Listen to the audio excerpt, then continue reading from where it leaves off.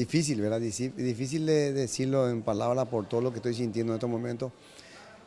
Y es el momento que, después del pitazo final, recién yo empecé a magnificar todo esto, ¿verdad? Porque trataba de transmitir tranquilidad hasta el último minuto de ayer. Trataba de mantenerme como un partido que teníamos que ganar, pero lo que menos pensaba era campeonato. Después de terminar el campeonato es ahí donde empecé a realmente a ver y sentir todo lo que conseguimos.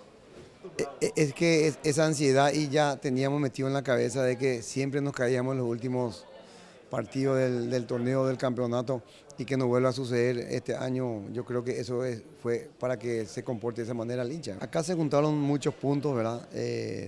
Uno, la avenida de Garnero, que manejó pero brillantemente vestuario con los jugadores, la forma de estilo de juego, el mismo plantel que trató de blindarse por todo lo que podía suceder alrededor externamente y el acompañamiento que tuvimos con todos los directivos, ¿verdad?